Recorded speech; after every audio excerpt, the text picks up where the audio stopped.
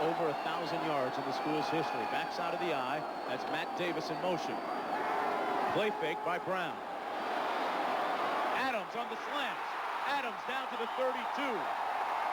If you don't know about Michael Adams by now, you better ask somebody. He has a first down after picking up 20 tosses so far, Todd. We haven't seen much of that counter that they like to use, Texas. This would be a good place for it. Virginia Tech is very good in this part of the field. Only 3 first-quarter touchdowns they've allowed all season. Texas certainly knocking on the door now. Look at that 8-man front for the Hokies. Brown into the end zone. Touchdown, Fitzgerald.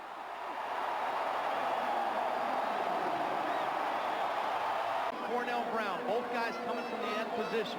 You are looking at Phil Dawson from 52 yards out. It would equal his career best. He certainly has the leg to make it. You hit him from 55 in practice. This one's good. Dawson nails it to give the Horns a 10-0 lead.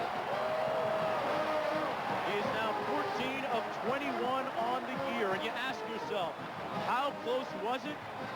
Folks, it's that close. We'll be right back. One here in the first half.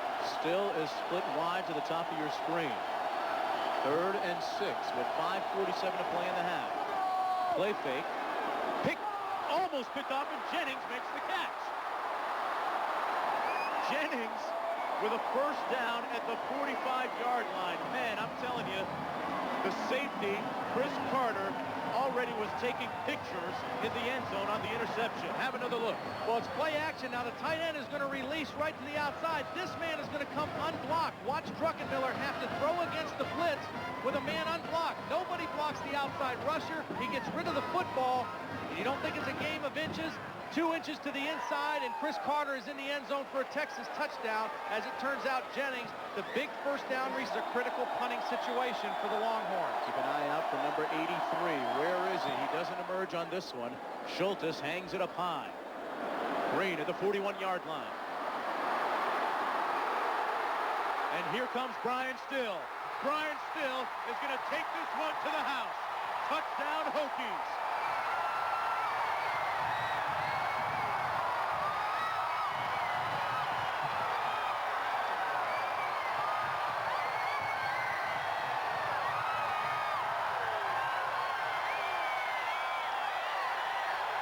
Mark, a great job by Frank Beamer changing up the punt return. They brought Brian Still in to return the punt, and they set up the return. They made it look like they were going for the block. They pulled out to set up the return, and they got the ball in the hands of their big play guy, Brian Still. Texas was expecting the rush. Virginia Tech went for the punt return, and Brian Still gets the Hokies. That wasn't 3 turnovers, and this score was not 17-0 instead of 10-7. The interception that almost was. 2nd and 12. Druckenmiller. Oh, and what a hit by Westbrook. He jacked him at the 35.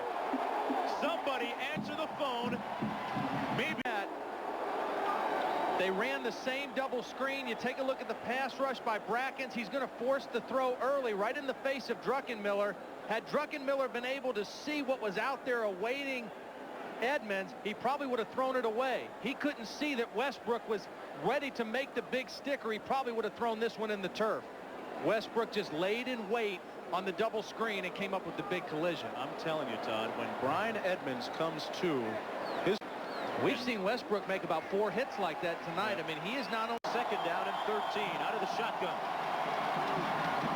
Druckenmiller, complete. Still at the 2. Thomas, rather. And that's a good matchup for Virginia Tech. That's man-to-man, your best receiver against the strong safety who is the worst man-to-man cover guy in that secondary. That's what you want if you're Virginia Tech. You got to find those situations and exploit them. That time, Jim Druckenmiller did. 7 for the Hokies.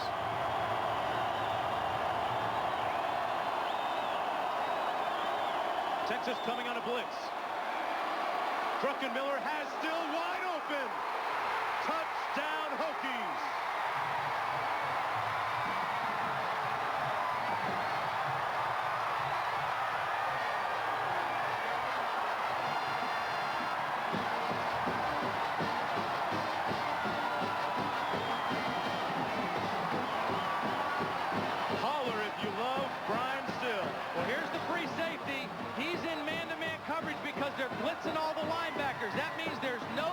center fielder. It's man-to-man coverage, and Taji Allen just got flat. Injuries all year. Didn't need that one. This is Ricky Williams.